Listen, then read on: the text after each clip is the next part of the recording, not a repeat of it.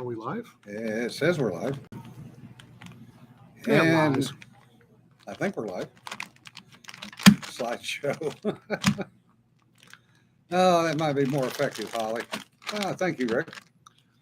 Oh, by the way, Rick, thanks for replying to the my blog post today and chiming in with exactly what most of us old farts know about Hawaii. Civic Theater, again, not my AO. Ian did ask a question earlier about how much the government spends in Hawaii. $7.7 billion a year. Wow. Which is 20% of Hawaii's economy and 101,000 jobs. And I still say, turn out the lights, lock the front gates, and everybody goes away.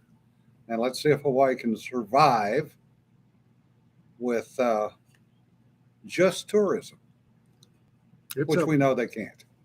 Yes, I was on the impression, apparently I was a mistaken impression, that Hawaii's major source of income was tourism. Nope. Apparently, major source of income is military money. Yep.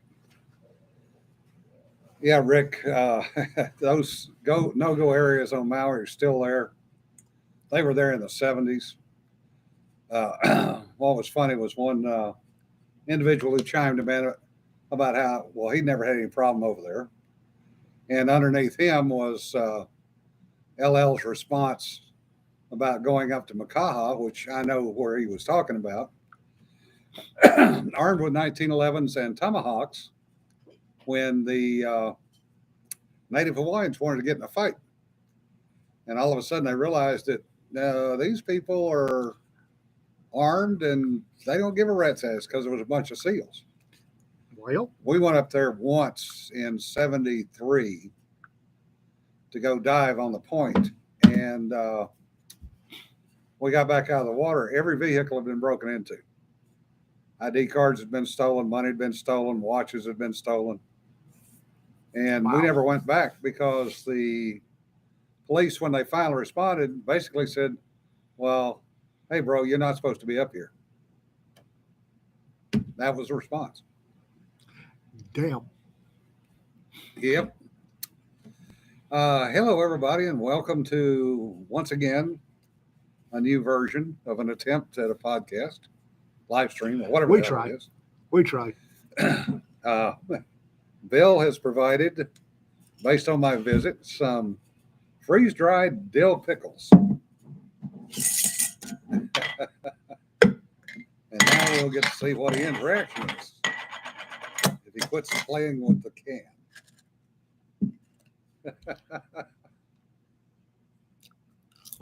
And Bill, I did tell him not to eat the white paper stuff. Yep, that's a pickle. That's a very odd pickle. Yeah, Rick, that's true. But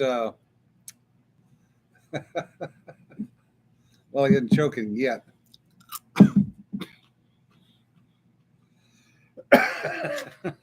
Flavor gets a bit concentrated. Yep. I hadn't realized there was that much water in a pickle, because when you freeze dry them, they're light. Yeah.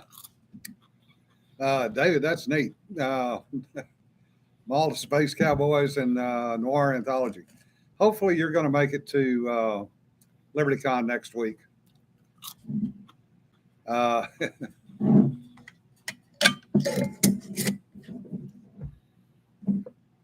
Oh yeah, Rogue. That's not that unusual at all. Pickle juice pop. No. Pickle juice popsicle. Not bad. Not bad. No. Hard to get them cold. Yeah. Oh, David.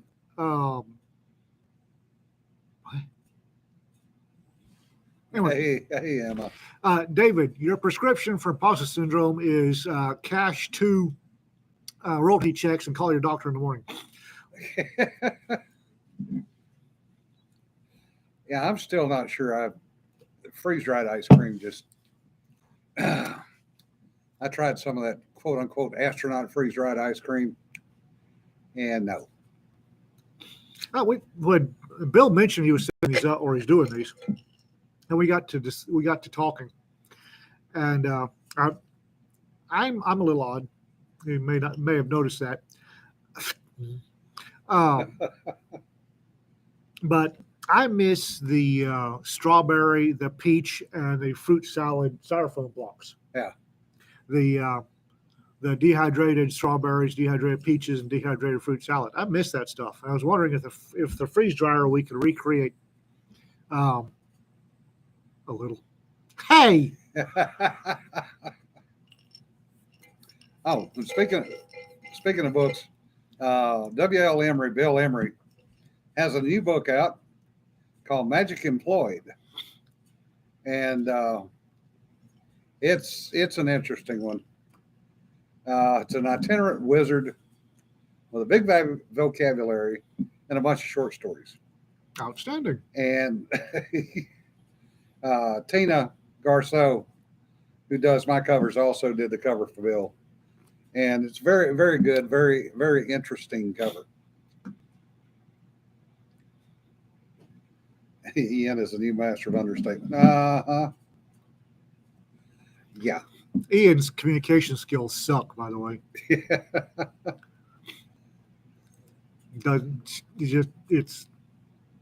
Just look under W.L. Emery, Emery on Amazon, Rick.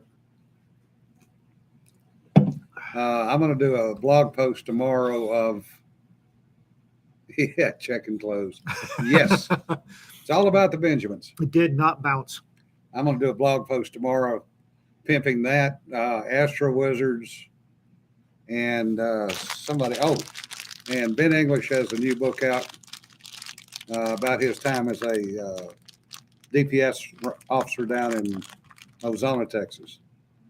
I wonder if he knew, he probably did, knew Jim Wilson. Yes.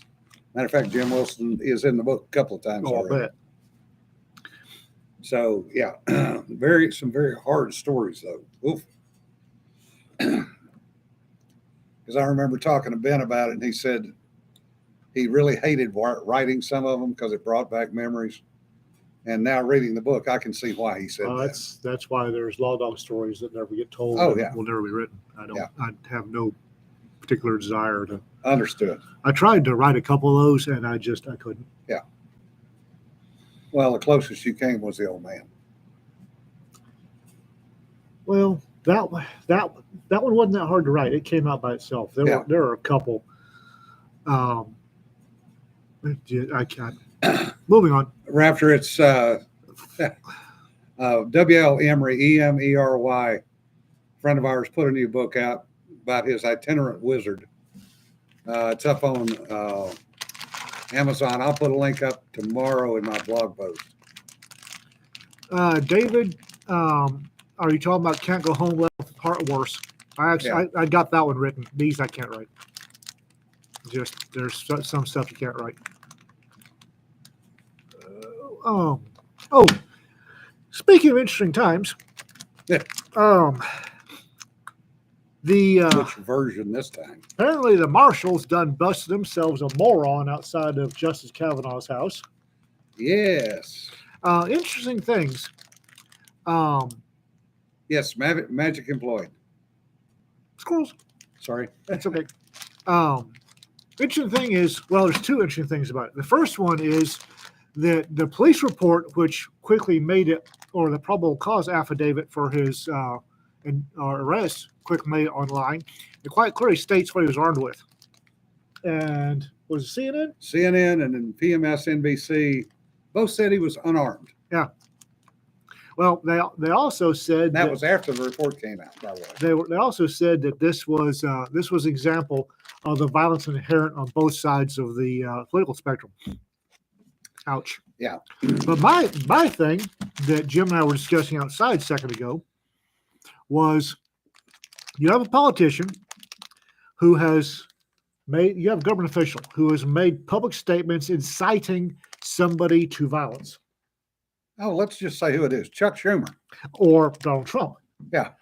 If sauce the goose being sauce the gander and all that, if Trump can say something in public that incites utter riot and be raked over the coals, and Charles Schumer can say something in public which incites so many violence. Why isn't he getting raped?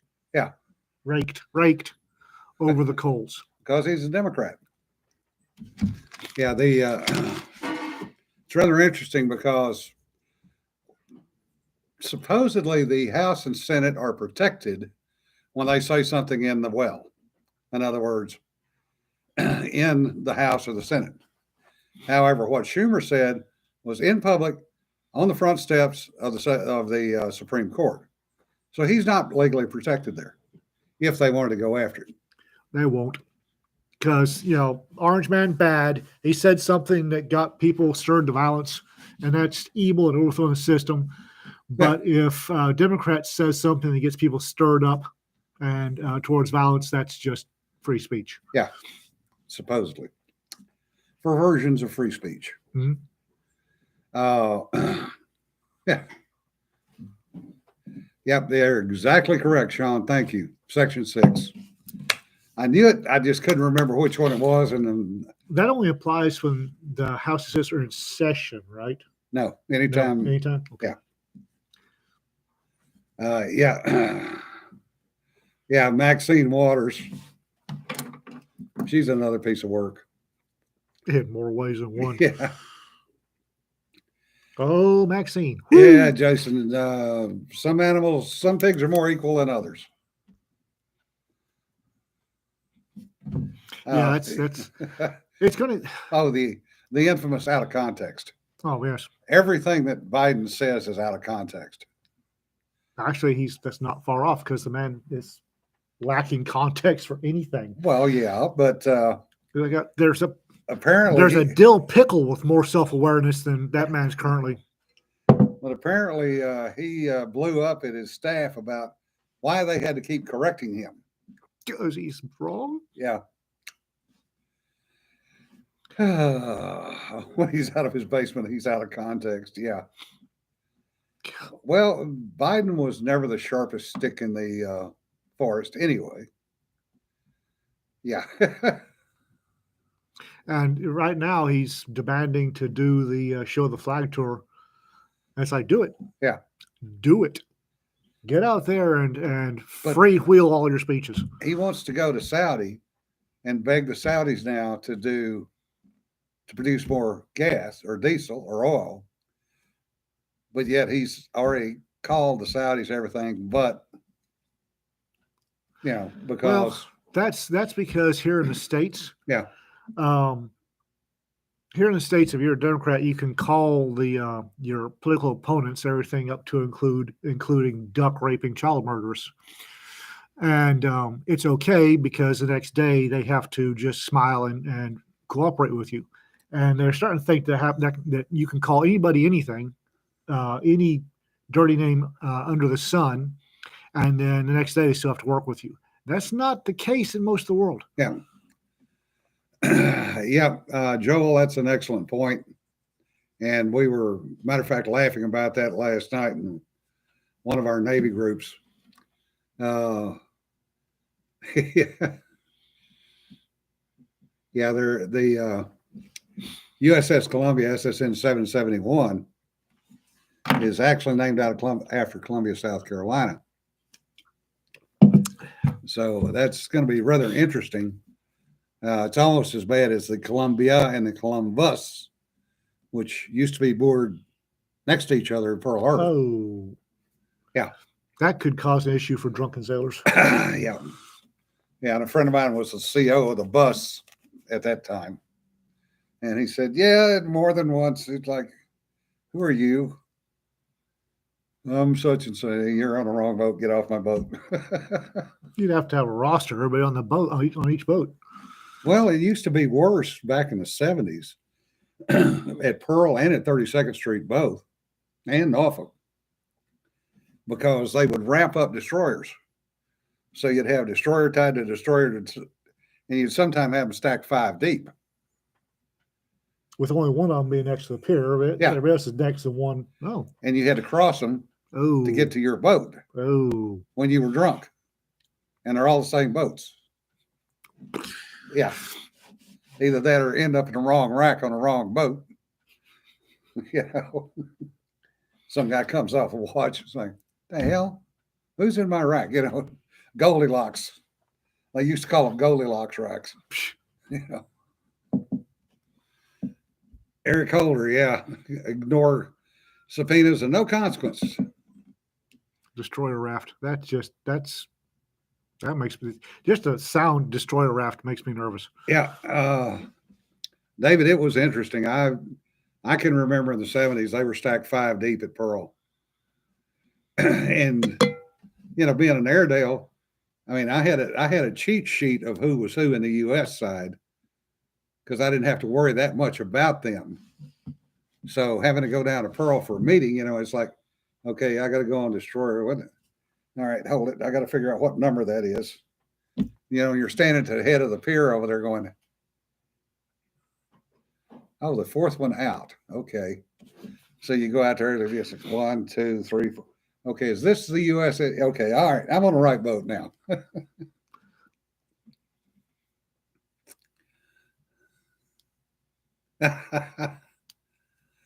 Oh, Dixon and the Dixie, yeah. That's all right, Rick. We had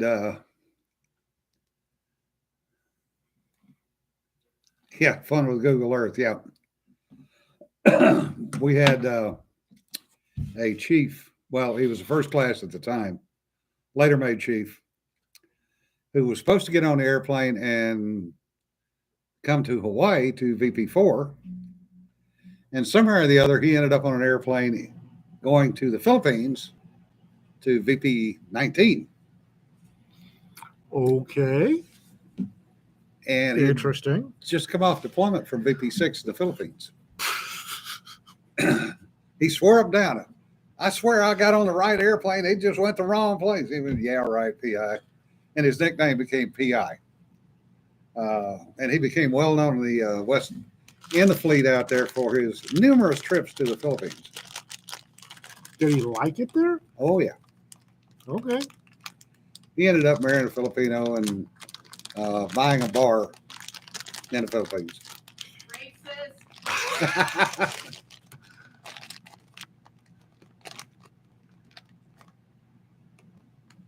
Oh, geez, David.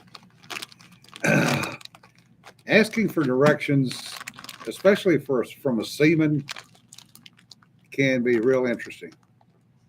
Now, Rick, he actually married a Filipino, and he had a bar down in Olongapo. Yeah, there were some fun times. We had a chief that was over there at the TSC that married a Filipino and owned a bar while he was on active duty.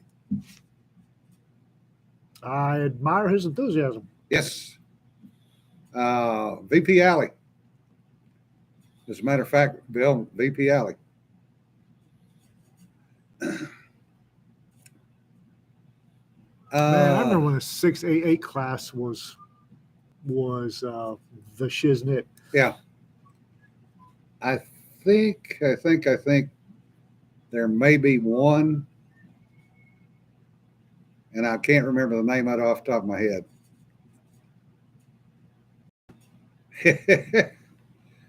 David, you can get lost on a carrier. Trust me. I got lost. I learned how to get from where the bunk room was to the chow hall to the flight deck. That was basically all I worried about. I never had to worry about it. Oh, you were plank owner on Omaha. Yeah, the what you just help. Yeah, what you have to learn in the help from a board seaman. What you have to learn on board ship is the naming convention, which is deck, space, frame number, deck, frame number, space, and port or starboard. And it can screw you up because you'll be looking for a particular, and you cross 2 numbers or 2 letters, and you end up on the opposite end of the boat. Now, on a carrier, that's 1,000 feet. Yeah. Yeah, Rick, we talked about that quite a bit before he did the Maxwell saga. And I broke out a Navy deck plate numbering convention for him. So, yes, they do exist. Yes, they are real. And yes, they are confusing as hell. And it's even worse when you go back on a carrier after having not been on one for 30 plus years. And you know roughly where you have to go. But all the numbers have changed in 30 years because the boat got bigger. I don't have to worry about it. Yeah. And eventually it becomes reflex up to a point. Or as the admiral said, the submarine admiral who was 7th Fleet, because he'd been on submarines his entire career, said, well, I come on board, I go up one ladder and I go left.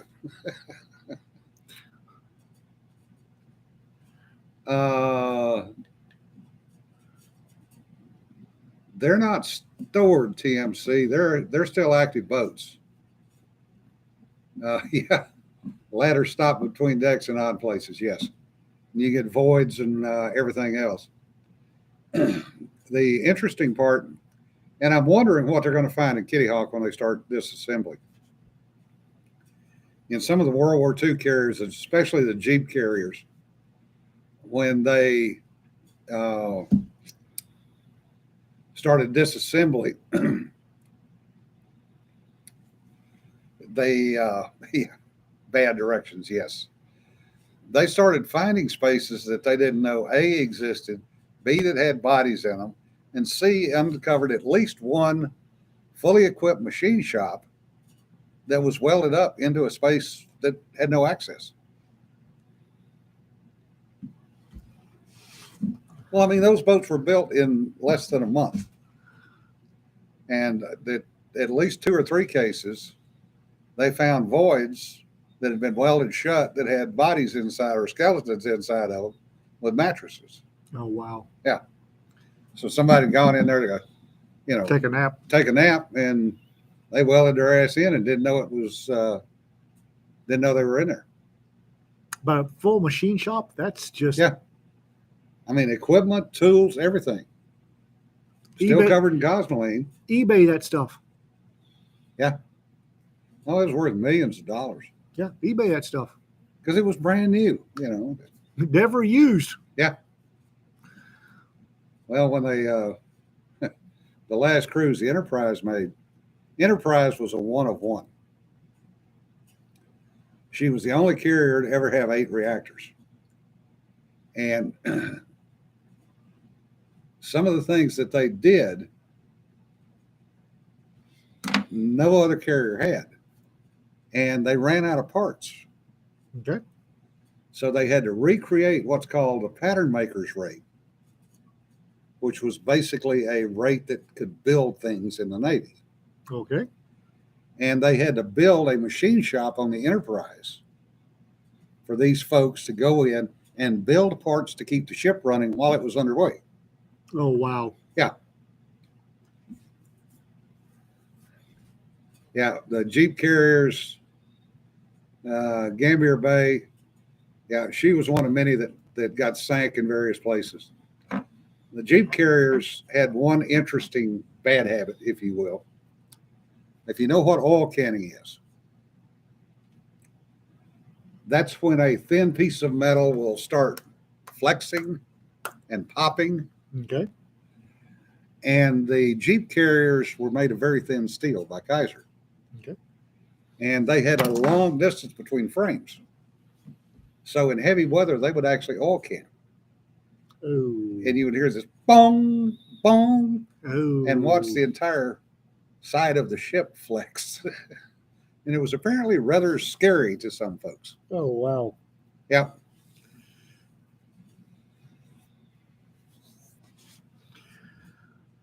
Yeah. Yeah. A1W was an odd duck, still is an odd duck. I believe it still exists.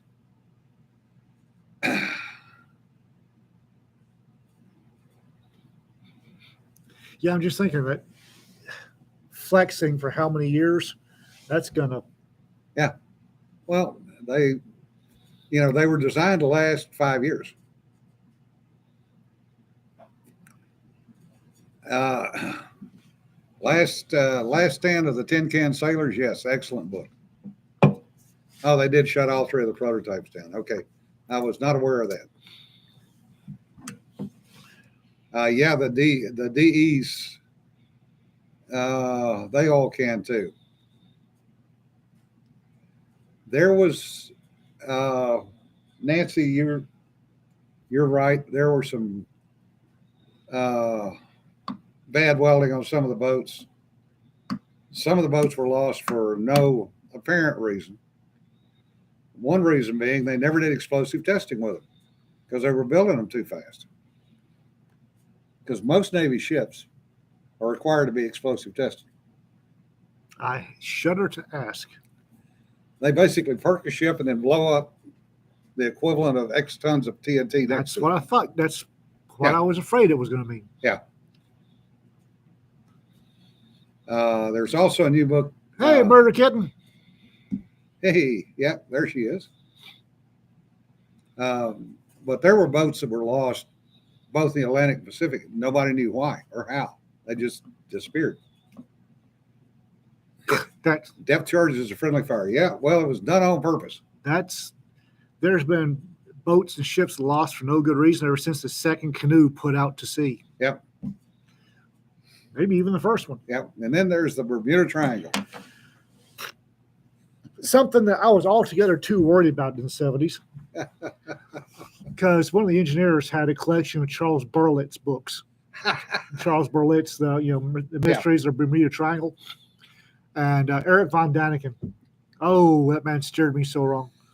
And I read those front to back several times, and got my 9-year-old butt got really kind of obsessed with wondering if our plane flew over the Bermuda Triangle on the way back to the U.S.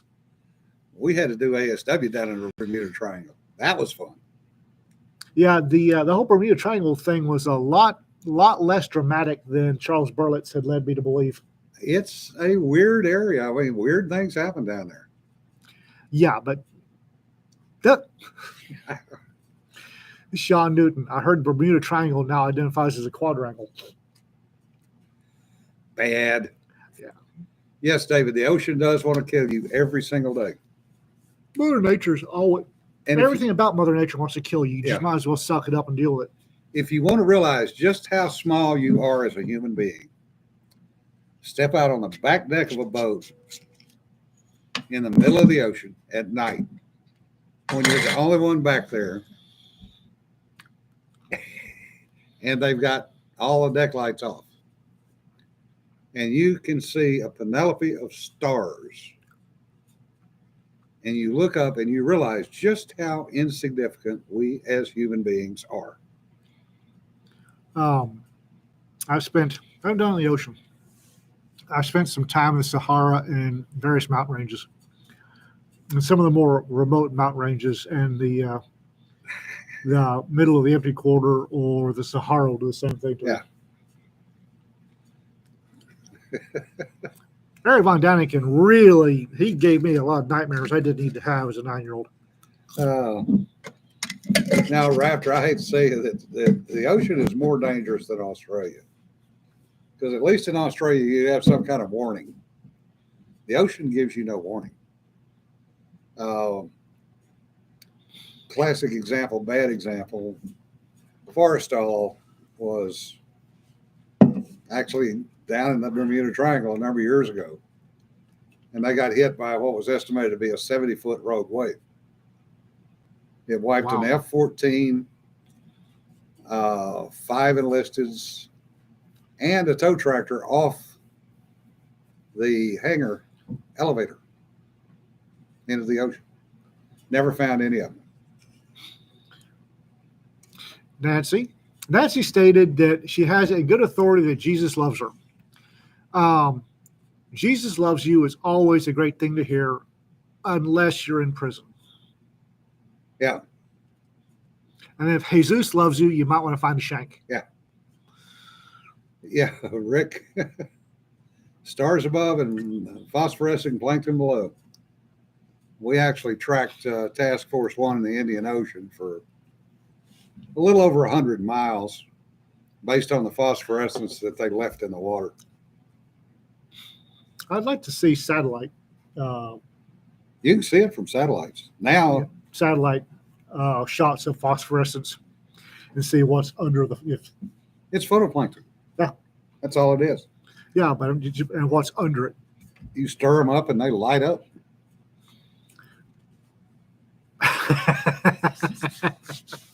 You never heard that old joke? Yeah.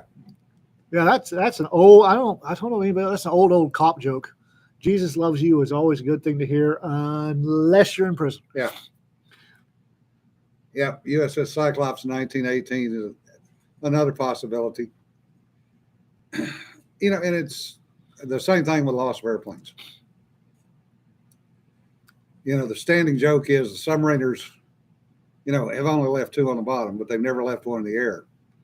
We've left a lot of airplanes over the years on the bottom of various oceans and other places. Okay. Lap kitty.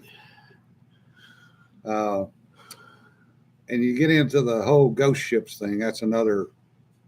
Sea's just a weird place. Yeah. Sea's just a weird place. Yeah, before the videos, the idea of a rogue wave was absurd. Yeah, until you talk to somebody that had experienced one.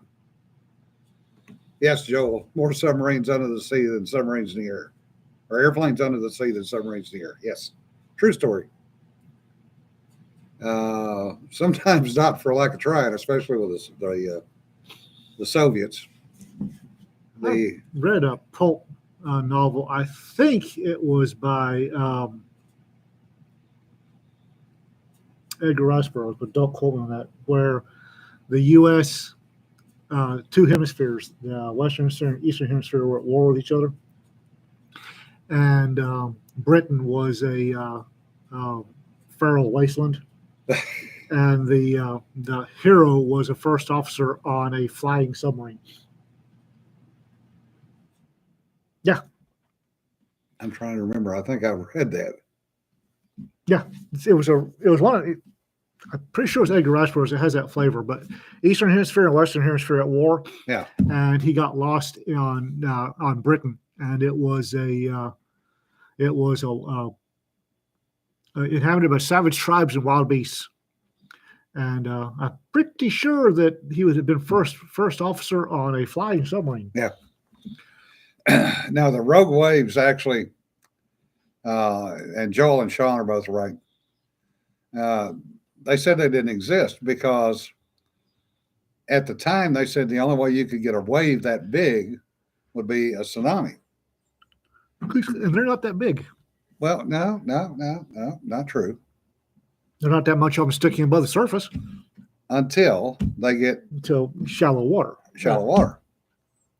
But they were trying to equate tsunamis with rogue waves, which was not necessarily true. Rogue waves are caused by 3 things: the underwater current, the wind action over the water, and the waves. Okay. Because waves are always in groups of 3. Okay. They always build in groups of 3. And that's why, tsunamis are generally long waves, yes. But what happens is the combination of the undersea water moving, and the currents can move up to 4 to 5 knots. The Gulf Stream moves north at about 4 to 5 knots. The Kuroshio current moves north at about 4 to 5 knots. And that's tracked. That's tracked with radar and with GPS. And you get these waves that will build up and bounce off of land masses. They'll come in at an angle. And they'll come in at an angle. And as Rick says, they will actually start stacking. Ooh. So you'll get if you've ever dropped a pebble in the water or dropped a pebble in a bucket and you watch the waves go out and you watch the waves come back and you see them hump up occasionally. Yep. Okay. Imagine doing that from 4 different directions simultaneously. Oh, gotcha. And then you get the wind action across them can actually push those waves because water will move. It's a fluid. Yep. Wave reflections are Polynesians. Yes. And the fishermen out of, yeah, RK, green pools is probably not a good idea. They have fishermen out of the Philippines that go out in banca boats, which are basically large canoes with no navigation gear, and a navigator who just reaches over the side and feels the water. Oh, And we have seen them as far as 700 miles out at sea. And they find their way home every time. nope. I am not a squid. Yeah. There's a reason for that. Hey, koala, you're late. Yeah, that's all right. You have responsibilities. I missed the sea, but there was no way I was going to be a sailor. Yeah. Yeah. The 2 best days with a sailboat's the day you buy it, the day you sell it, son of a bitch. Because they do get expensive. Any boat's expensive. Everything's expensive these days. You've been pricing gas lately. Yeah. Yeah, Brennan. Commercial fishing is a whole nother bag of worms. Talk about nuts. Yeah. And you're not sharing koala? Boat bust out another 1,000. Yeah. We ripped a $6,000 sail the first time we put it up. $6,000 spinnaker. Because the guy on the helm did not know how to bring the boat about properly. And it split dead down the middle. $6,000. Wad it up and throw it away. Because they are not repairable. Really? Nope. Wow. Because I'm pretty sure the old Royal Navy sailors during the age of sail repair those damn things all the time. Yes. Different cloth? Mm-hmm. Okay. Yeah. And when you're fishing or going to sea, period, just call you Stone for short, you are spending a lot of time away. Yeah, exactly, Rick. Too much tension in a spinnaker. And once you blow it, it's done, period. Boats. Hey. Yeah. The canvas and some of the older sail making techniques are still around. And it's absolutely amazing when you look at the quality of the work done in the 17 and 1800s and some of the knot tying that was done to actually reinforce the I'll bet. the connection points. You know, and this is again something in your writing. You know, it's those little details Oh, yeah. that can make a world of difference. You know, and how much time you have to do research, quite honestly. And Oh, Lord. Kelly Grace is doing a follow-up story for the Max Mouth anthology. Yeah. And the amount of research that man is having to do is amazing. yeah, He's having fun doing it, but good Lord, he's going to have a crap ton of basically useless knowledge. It's a hell of a story he's doing. I mean, but yeah. Brennan, that's a good point. He fishes year round, 9 months in Alaska, 3 in Oregon. And he's home, what, maybe a month, a year, maybe. So, you know, that amount of time, and just, I mean, we had a 53-foot hunter that we took from Jacksonville to Maine one year. And it took us 2 months taking turns sailing it on the weekend to get it all the way up the coast. Less than 2 weeks in a year. Yeah.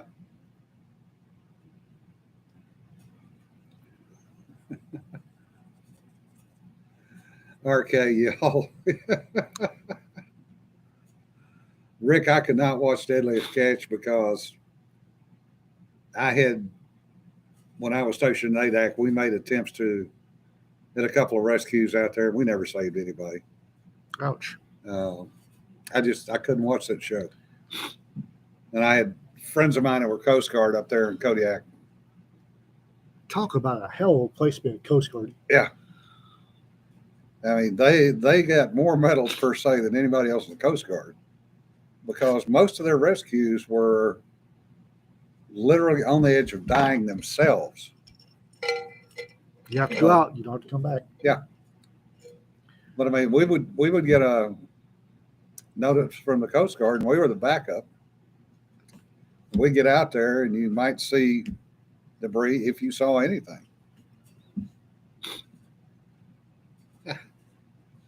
RK, you're having way too much fun with that. Good. You need to have fun with it. Yeah.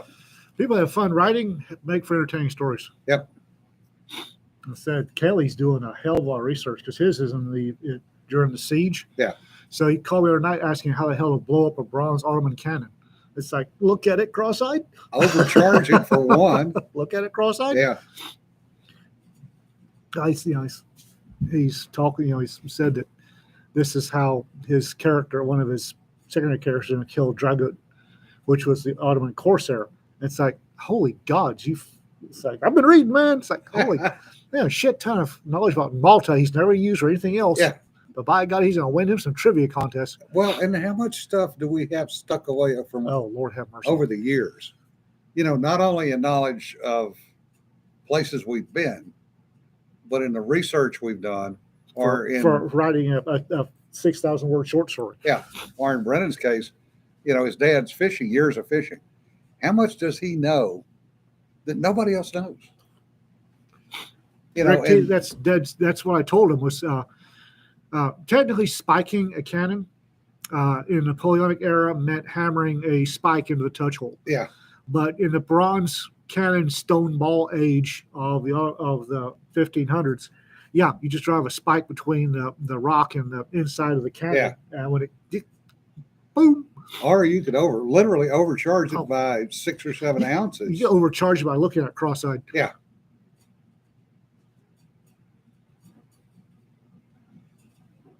Trebuchet target practice for kids. Where's your local library? And I can see Arcade just sitting over there.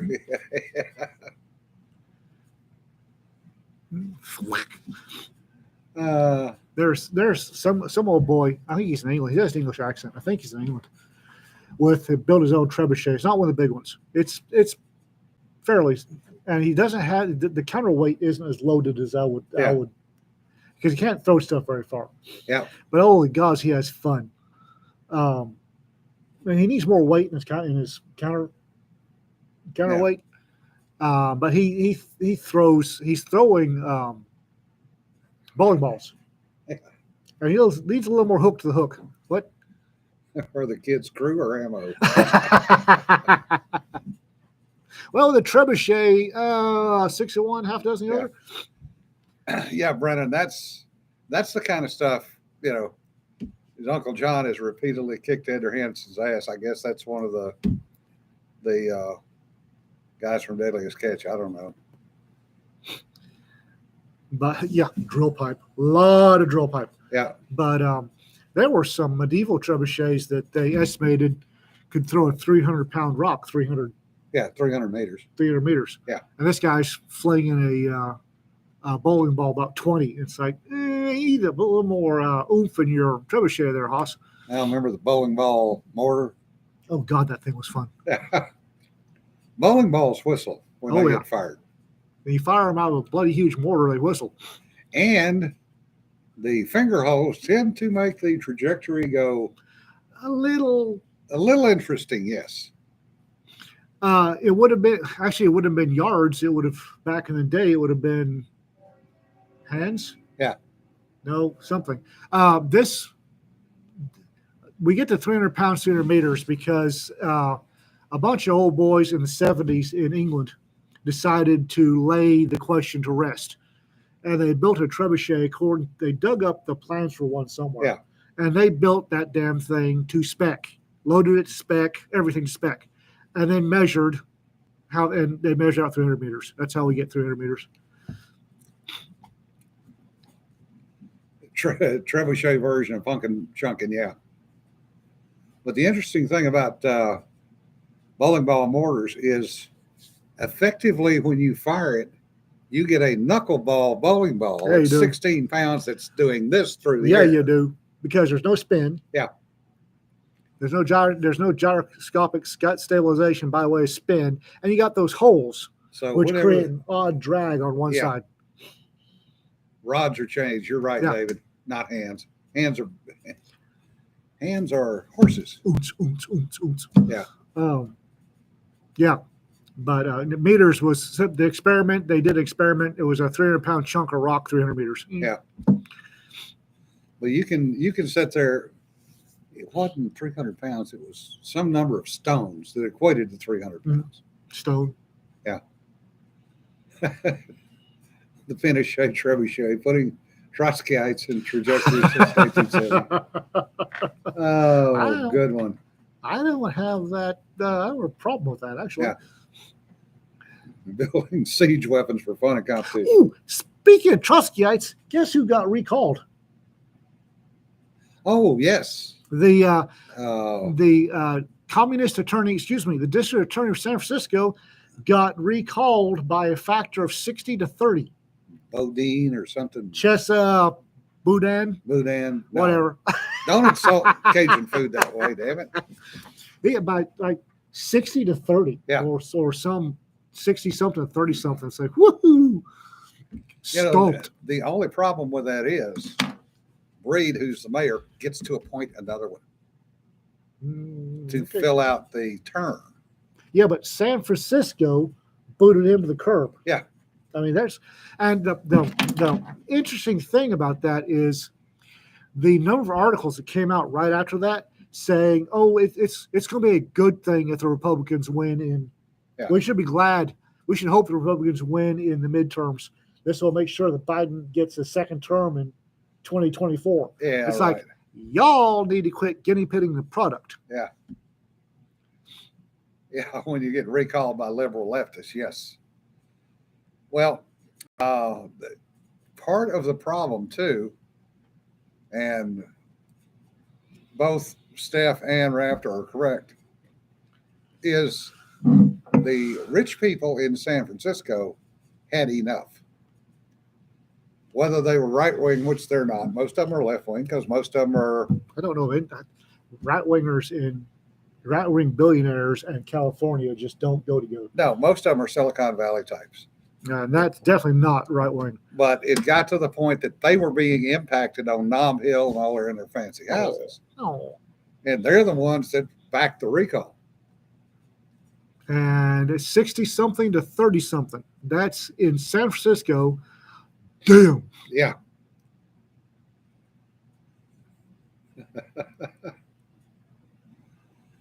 Yep. And yeah, Tiffany's getting flash robbed, and they had taken the guns away from the security in Tiffany's, which by and large is former embassy Marines. As soon as I took the gun away, I'd quit. Yep. I would quit. Brennan may be a dork, but he's our dork. Okay, we'll give him that. Hey, none of us is exactly normal anyway. Boy, that ain't far from the truth. Yeah. Woo! Yeah, shoplifting squads. And Gascon, all of down in LA, all of a sudden is getting real skittish about what he says. Because his ass is fixed to be gone too. Is he up for recall? Yep. Oh. And this time they're probably going to get him gone. Wow. All because of what he did with the 17-year-old kid that tried to kill the mother and baby.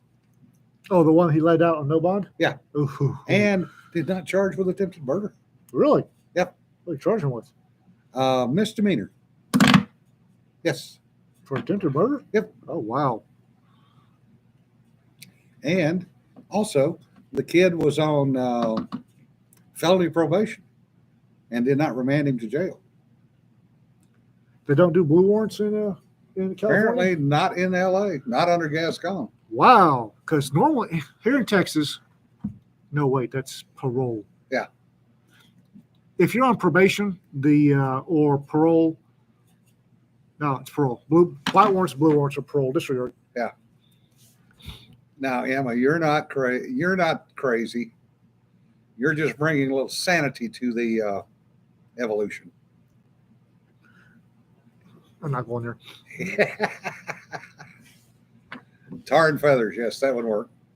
Pine tar. I think I retired just in the nick because, honest to God, I don't know what's keeping the youngsters going into law enforcement right now. I really don't. You can't win. Yeah. When I first started in '93, back when we ride dinosaurs, feel me? Yeah. We had a lot more discretion, and I watched over the next 26 years, slowly, incrementally taking all discretion away from the officers, and I don't understand why they're still in. Yeah. Well, yeah, Don, that's a good point. You do have to wait for a probation officer to do the paperwork on probation. Well, normally you get the probation warrant. Oh, Holly. Says the lady with purple hair. Can you see the pyramids? Because you are ankle deep in denial. Yeah. Oh. Parole officers can be either real good or real bad. Oh, yeah. Well, most of them, bless their hearts, are overworked. We had a couple of real bad ones here locally. Oh, no kidding. Yeah. Most of them are overworked. They're talk about doing the impossible for the ungrateful. Yeah. Yeah, sanity is overrated. You know, if there was sanity, none of us would, I don't know what we'd be doing. Wouldn't be doing what we're doing. Donuts in the parking lot? Yeah. Oh, God. You know, the things we lived through. Makes me glad they didn't have cell phone cameras back in the day. No kidding. God. Especially in the military. Yeah, no kidding, right? Because the stuff that we did, we would go to jail for today. I was reading. I'm on a military list and reading some of the stuff. One of many. Well, email list. Yeah. Other lists we don't worry about. But the number of stuff that they're kicking young soldiers to the curb for with general or less than honorable or bad conduct discharges. Yeah. It's like, you booted the kid out for that? Uh-huh. Yeah. Bob, I remember I was not that drunk. I remember you doing the exact same thing. Oh, yeah. How can you kick that kid to the curb? You ain't got to. Yeah. Wow. Yeah, Bill, I enjoyed it too. You've got a good range up there. That's what I hear. And it's just so damn green. I mean, the amount of water that they've gotten. Bill Armstrong has Meade Hall Range up in Bill Armstrong's good people. McLeod, Oklahoma. McLeod? Yeah. He's good people. He's got, apparently, I don't know yet, apparently a really nice little range. Yes. Other than the fact it needs mowing. Of course, everything up there needs mowing because it's been so friggin' raining. Have you looked out the front door? Yeah, I know. Bloody hell. And have you been looking at the North Atlantic forecast? Yes. Oh, by the way, Cedar, send Johan over tomorrow. It's just that, I mean, the Atlantic is in an uproar, and we're going to get, this is going to be a wet year because every time a hurricane hits the Texas coast, it drags water through here, one way or another. Every time one of the little buggers blows through the Texas coast, we get, and it looks like they're tooling up for an active season. Well, the fact that the one jumped across the isthmus in Mexico into the Pacific, from the Pacific into the Gulf, ran through the Gulf, ran over Florida, and got out into the Atlantic. That is the wrong way for a hurricane. Yeah, it's not normally done that way.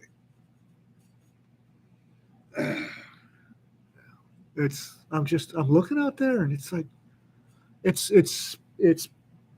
nasty out there. Well, Rick, we're actually still 4 inches behind. Uh, we are catching up slowly. California's sucking hind tits. Bad. Good. David, I hate it for the conservative Californians, but good. David, we are working on Haunted Library Anthology. We had a disconnect because I screwed up, and I thought I had sent files to the editor, and I didn't, or they never got them. So we're a little bit behind. We do have a cover. We're working on the editing. The formatting is done, and hopefully we will be releasing the end of the month. Hopefully. Dawn, farm girl, is lamenting about the state of the weather, and she sent me some text. When did she send those texts? And I was laughing my butt off. Let me see if I can find them. I text way too many people.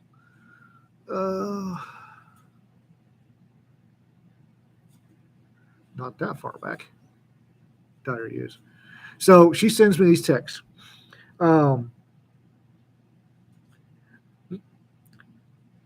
Apparently, farm mom, Mama Jean, had the window down the door. It feels, quote, window down the door. It feels wonderful. To which Dawn replies, Mom, you're on a tornado warning right now.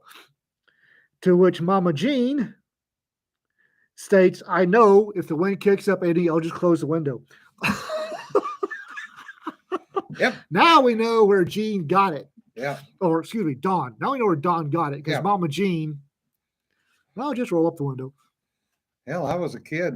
I watched one tear the back fence out of the back 2 acres of our property. My mother screaming at me, get away from the window. Why? What's that thing doing? Why is the fence picking up? You know. Rednecks. They got a beer going, cool, as the tornado goes by. And we actually have all our teeth. Total change of subject. Do either of you know what's happening with PC Allen Robledo Mountain Series? No, not a thing, Carlton. I've never even heard of that. Oh. Death Star Gunner. Raptor. You're going to have to share those pictures with us one of these days. 501st? Yeah. Hurricane parties along the Gulf tend to be spitting the eye of death. Yeah, and sometimes not winning. There was the infamous one back during, God, what was that one?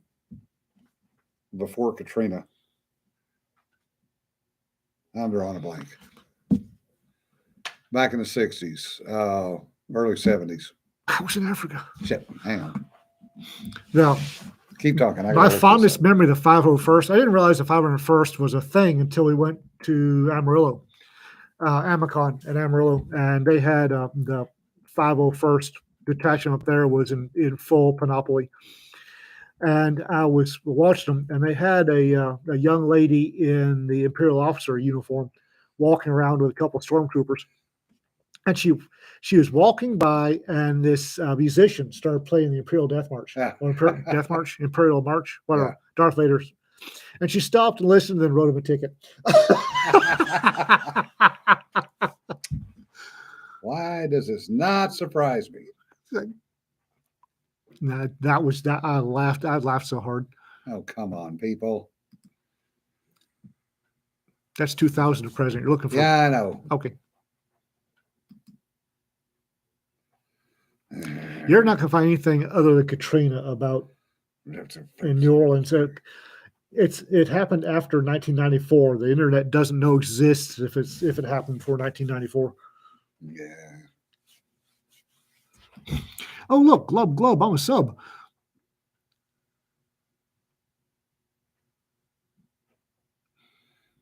Edith?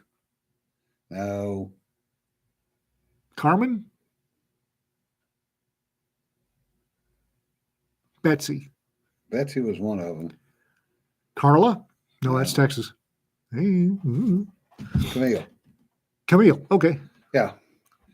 Yeah, Camille hit Pass Christian, which is they were having a hurricane party in Pass Christian in an apartment complex down by the water, and various numbers of people have said there were anywhere from 17 to 70 people that died that day. Okay. When Camille hit, and nobody knows because it wiped out the entire apartment complex.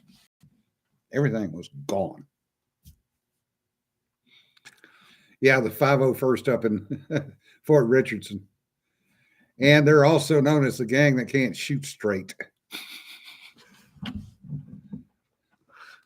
Poor. Actually, Brendan, they don't. They trust me.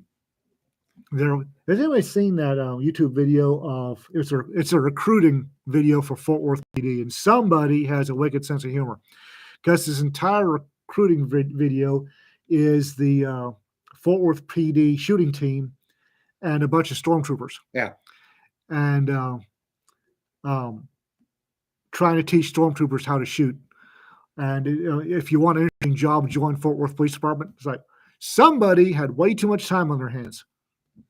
Yeah, Waz, you're one of the lucky ones that survived it. If you rode Camille out in Bay St. Louis,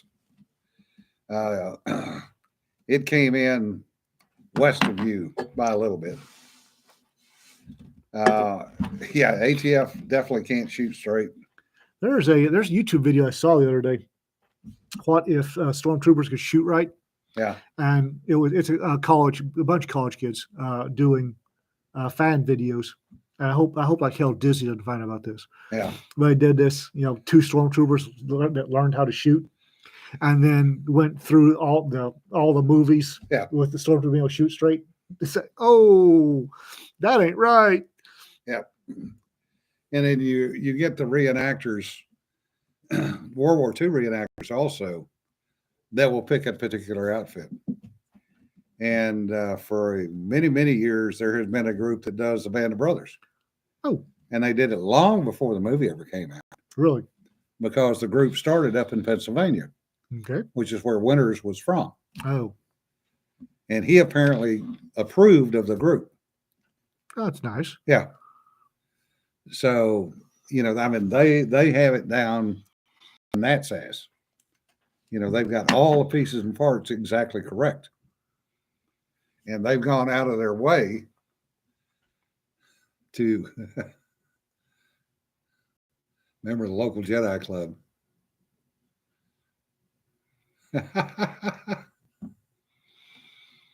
Black and White Queens from the Hellfire Club?